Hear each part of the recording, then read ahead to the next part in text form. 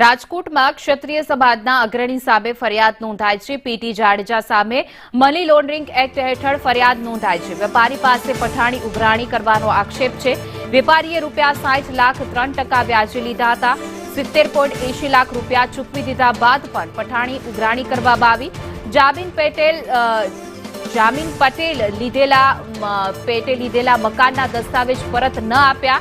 વેપારીએ માલવિયાનગર પોલીસ મથકમાં ફરિયાદ નોંધાવી છે।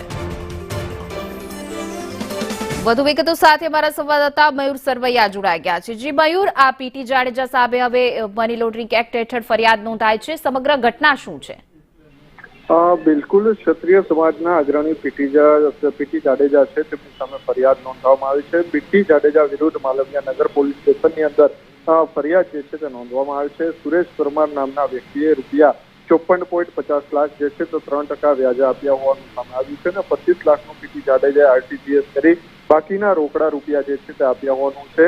ફરિયાદી સુરેશભાઈ 30 લાખનું સામે આરટીજીએસ કરી અન્ય રોકડ પણ પરત આપી દીધી હોવા છતાં પણ પીટી જાડેજા છે તેમના ઘરનો દસ્તાવેજ કબજે કરી અને સટાકત કરાવી લીધું તેમજ ₹5 લાખના 7 જેટલા ચેક જે છે તે લઈ લીધા હોવાનો આક્ષેપ જે છે તે કરવામાં આવ્યો છે। દસ્તાવેજ અને ચેક પરત જોઈતા હોય તો 10% વ્યાજ છેલ્લા 3 મહિનાનું આપવાનું અને રકમ મોડી આપી તે બદલ 5%ની પેનલ્ટી આપવાનું પીટી જાડેજાએ જણાવ્યું હોવાનું સામે આવ્યું। જી મયુર, સમગ્ર માહિતી બદલ આપનો આભાર।